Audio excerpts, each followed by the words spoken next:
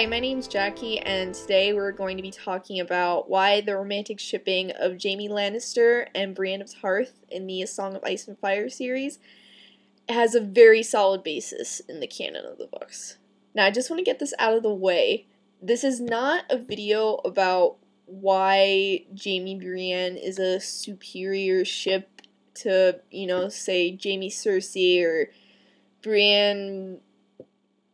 Yes, this is not a video about anyone who doesn't ship Jaime Brienne is stupid, or like why you're wrong and how we're better than you guys. That's not what this is. I felt like I should make this video because I see a lot of criticism on the internet about Jaime and Brienne shippers and how we're supposedly like immature or silly or stupid for thinking these two are going to get together, even just liking them together romantically or sexually, and how it has like no real basis in the books, and like obviously their feelings for each other are purely platonic and there's no other stuff in there, and we're just making it up because I don't know. Today I'm here to prove that there is actually a really good argument to be made for Jaime and Brienne having romantic and sexual feelings for each other in the books. Now, this video is going to be strictly talking about the books and not really the TV show so much, although it is very telling that they gave us this new scene. Oh, come on, don't tell me that was unintentional. So there are going to be a lot of spoilers in this video up until the latest book, Dance with Dragons. So if you haven't read the books or you haven't finished them and you don't want to be spoiled, do not continue watching this video because there's some pretty big spoilers and you probably don't want to be spoiled for at least some of them. So go away. You still with us? Alright, so let's start with the Storm of Swords. One of the major arguments people I've seen against Jaime Brienne is that Jaime is not attracted to anyone except his sister Cersei. While this may have been true once upon a time, it's definitely not true anymore, especially after their breakup in A Feast for Crows. There are several instances of him being attracted to other women besides his sister. There's Pia in A Storm of Swords, when she comes into his bed and he finds it very difficult to send her away. And when he meets her again in a Feast for Crows, he sees her naked in the tub and he gets another awkward boner. What is this with this dude and his awkward boners in bathtubs in Harrenhal? Anyway, and Hildy in A Dance with Dragons, who he runs into while she is having sex with one of the Lord guys. I can't keep all these fucking people straight. He's like, Hildy. But besides those two, there's also Brienne. Brienne's ugly. Jaime's never gonna fall in love with her. He used to fuck the most beautiful woman in Westeros. Now he's gonna go for the woman who looks like a cow, and ugly women aren't people. Jaime is attracted to Brienne. He is. It's been said in the text several times that he is, but he's not totally conscious of it. The first instance happens in the bathtubs at Harrenhal. Jaime caught a glimpse of the thick blonde bush at the juncture of her thighs as she climbed out. She was much hairier than his sister. Absurdly, he felt his cock stir beneath the bathwater. Now I know I have been too long away from Cersei. He averted his eyes, troubled by his body's response. I mean, you would think that would say it all, but apparently people need more convincing. A lot of people say that men frequently get erections when they see naked women, especially if they haven't had sex in a long time like Jaime has, and it doesn't necessarily mean anything or that they want to have sex with them. In real life, yes, that is very true, but this is a book.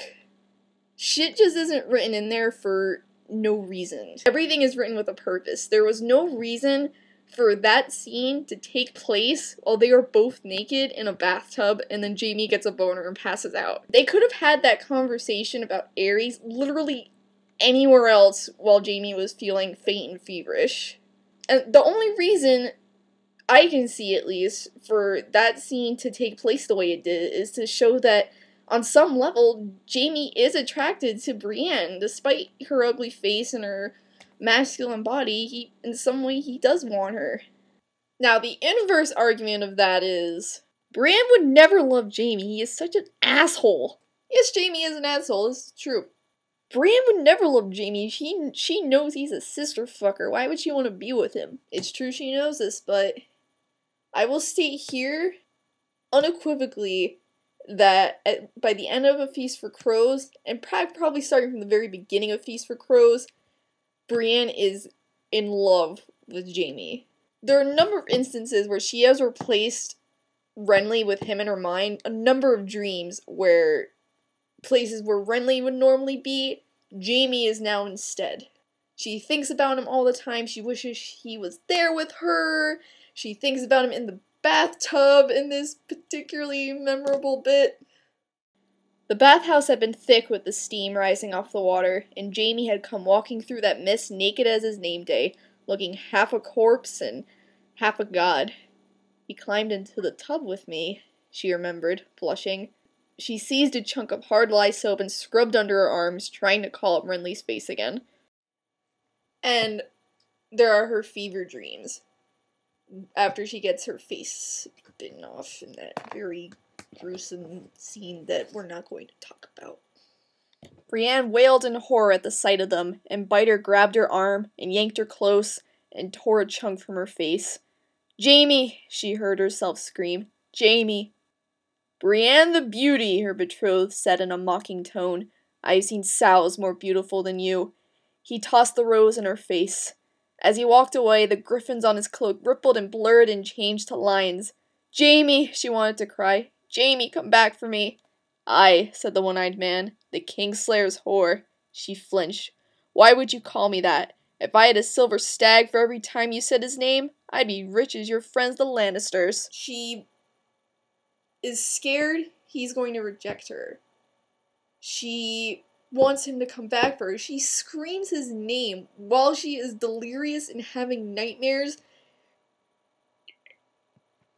I mean, hello! There are a number of other times where she thinks about him and it's clear she's in love with him, like this quote, "I could slink back to King's Landing, confess my failure to Sir Jaime, give him back his sword, and find a ship to carry me home to Tarth as the elder brother urged." The thought was a bitter one, yet there was a part of her that yearned for Evenfall and her father, and another part that wondered if Jaime would comfort her should she weep upon his shoulder. That was what men wanted, wasn't it? Soft, helpless women that they needed to protect. A Feast for Crows is honestly what really got me really interested in the Jaime Brienne ship. I kind of started shipping in Storm of Swords after the infamous bathtub boner, but I didn't think Brienne would really be interested in him, so I didn't really ship it that much. But once we saw her perspective in the books, that just completely sold it for me, and I don't understand why so many people don't think she's interested in him. An argument can be made that Jaime's not in love with her, and his feelings are more of a friendly nature, more platonic. I don't agree, but I can understand why people would think that, because Jaime's so deeply in denial himself. But Brienne, can you honestly read those quotes, read that book, and tell me she is not, at the very least, has a really big crush on him? I don't, there's no way. There's no way. I don't understand it. There's also Jaime's dream to consider. And while it is true that Jaime's dream isn't really about Brienne as so much as it is about himself, there are several quotes in that scene that do indicate that he has sexual or romantic feelings towards her. I'm not going to talk too much about the bear pit scene because there are a number of different ways to interpret that. One of which is that part of the reason he did it is that he's in love with her and he doesn't know it or doesn't realize it. But again, I'm going to skip over that because you could construe it the other way. And I do think that scene was mostly about him and wasn't really about him being in love with Brienne or saving her because he was in love with her. I think that scene was him trying to be the man he wants to be and starting to head in that direction. It's also the time when Jaime is standing vigil over Tywin. He's thinking about, you know, oh, we're looking for Tyrion in the brothels, but there's no way he's there. This is a complete waste of time. All those gold cloaks looking for him are gonna just be like, you know, fucking the whores. They're just gonna be fucking. There's gonna be a whole bunch of bastards born. I wonder where Brienne is. Yeah, it's a really odd moment to start thinking about her. He knows it's an odd moment, too. He doesn't know why he's thinking about this woman while he's in the middle of mourning his father who was just murdered by his brother. He immediately gets defensive, stupid, stubborn, ugly wench, and then he wonders where she is, and he prays for her. And we never see Jaime pray for anybody. Jaime is not a religious man at all. He said so himself multiple times, it's shown in his actions, and this is the only instance we have of him ever praying for someone. He's never even prayed for his sister as far as we know of. Here are some other quotes from the books that illustrate more what I'm talking about. Jaime's golden hand cracked him across the mouth so hard the other night when stumbling down the steps. His lantern fell and smashed, and the oil spread out, burning. You are speaking of a high-born lady, sir. Call her by her name. Call her Brienne. Someone had dressed her in woman's clothes again, but this dress fit much better than that hideous pink rag the goat had made her wear. Blue is a good color on you, my lady, Jaime observed. It goes well with your eyes. She does have astonishing eyes. Brienne glanced down at herself, flustered. Septa Donse patted out the bodice to give it that shape. She said you sent her to me. She lingered by the door, as if she meant to flee at any second. You look different, he managed a half-smile. More meat on the ribs and fewer lice in my hair, that's all. The stump's the same. Close the door and come here. She did as he bid her. The white cloak is new, but I'm sure I'll soil it soon enough. That wasn't... I was about to say that it becomes you. Jaime Cersei shippers in particular seem to have a huge problem with the Jaime Brienne ship, which is understandable, but the way they act about it, like, we're just idiots, is just... Like, just because Jaime is falling in love with, is already in love with, or even just has a thing for Brienne, doesn't negate his love for Cersei at all. No one is saying that he's not in love with Cersei. Because yes, they've grown to deeply resent each other by this time, and they're not getting back together. If they got back together, that wouldn't make any friggin' sense at all. But he is still in love with her, and he's angry with her, but, you know, you can't just erase an entire lifetime of loving somebody like that, whether, you know, it's a creepy incest ship or not. But apparently it's impossible to love two people at the same time, for very different reasons too, might I add. I don't like being made to feel like I'm stupid for shipping something, especially with one that has this much evidence backing it up in the actual books. It's not a crack ship. I can understand not liking it. You know, I can understand not wanting to ship these two romantically and wanting them to stay friends and liking the friendship because I love their friendship too. I think it's awesome. Even if there were, like, no extra feelings tacked onto it, I would still love that friendship. I think their dynamic is amazing. I think they play really well off each other. I think they're bringing out the best in each other. Because I think Jaime is also helping Brienne be more confident, be more aware of the bad shit in the world, and she's helping him remember that, you know, there is an honor code that he used to want to uphold, and somewhere along the way, he became the Smiling Knight instead. And even if it was a crack ship, even if it didn't really make any sense and had no support in the actual books, that's not an excuse to make fun of people or call them stupid. Ship and let ship, man. Ship and let ship. I'm sure there's a lot of stuff I'm forgetting. Feel free to discuss that in the comments or whatever. It's gonna be really interesting to see that godforsaken cliffhanger finally resolved in The Winds of Winter. If The Winds of Winter ever comes out, which I'm not sure it will.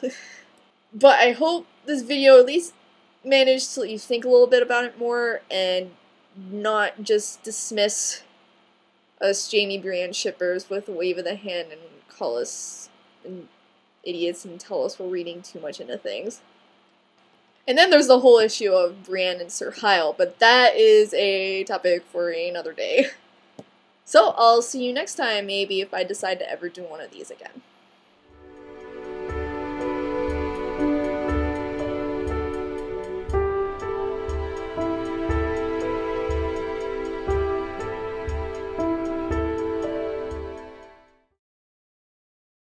A homely maid, thought Tyrion, but sometimes the ugliest ones are the hungriest ones to bed. Listen to your brother, Jaime. He is a very wise man.